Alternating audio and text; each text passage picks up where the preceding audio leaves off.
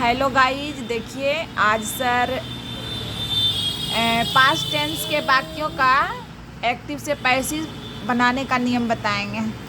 बताइए बच्चों, तुमको तो हमने एक्टिव से पैसिव वॉइस बनाने के लिए प्रेजेंट टेंस का जो भी वाक्य होता है उनको कैसे एक्टिव से पैसिव बनता है इसके बारे में बता चुके हैं। आज मैं तुम्हें पास्ट टेंस के वाक्यों का एक्टिव वॉइस से पैसिव वॉइस कैसे बनाएंगे इसके बारे में बता रहा हूँ।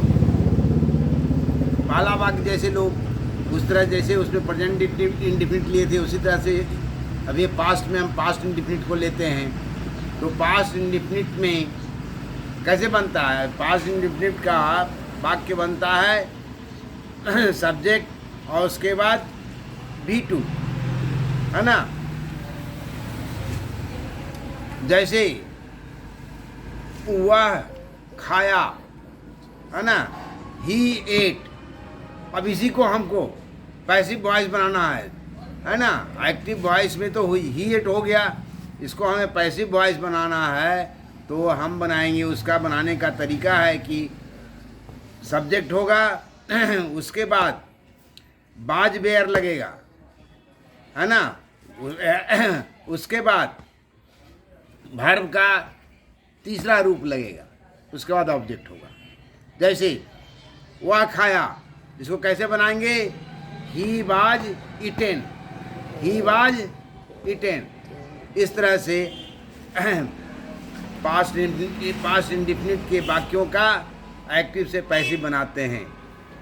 उसी तरह से अब हम पास्ट इंडिफिनिट का तो बना लिए, हमें पास्ट कंटिन्यूअस टेंस के वाक्यों को एक्टिव से पैसिव बनाना है तो कैसे बनाएंगे?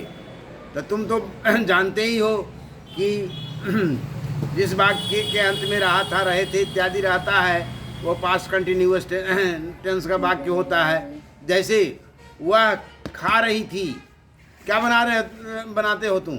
सी वाज ईटिंग, यही बनाते हो ना। इसी को हमें पैसिव वॉइस बनाना है, तब कैसे बनाएंगे? तो पैसिव वॉइस बनाने के लिए होगा सबसे पहले सी, उसके बाद तो बाज होगा ही, सी सिंगुलर है इसलिए बाज होगा, सी बाज। उसके बाद हम बिंग लगाएंगे इसमें, BEING बिंग, सी बाज बिंग इटेन। फिर फास्ट पार्टिसिपल ही रूप लगेगा उसका, ING नहीं लगेगा वर्ब में, बल्कि इसमें वर्ब में का थर्ड रूप पास्ट पार्टिसिपल रूप ही लगेगा, है ना। सी बाज बिंग इटेन।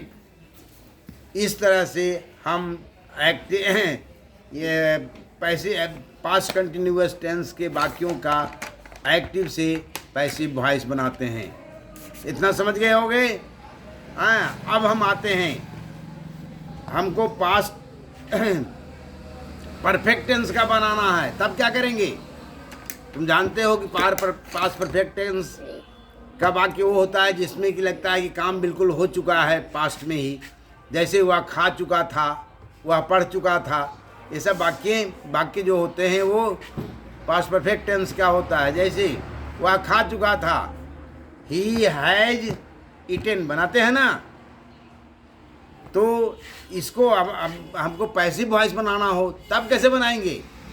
तब उसके लिए बनाएंगे ही हैड बिन, इसमें बिन लगेगा।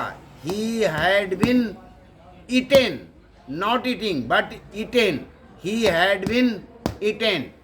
ये हुआ एक्टिव से पैसिव करने के नियम।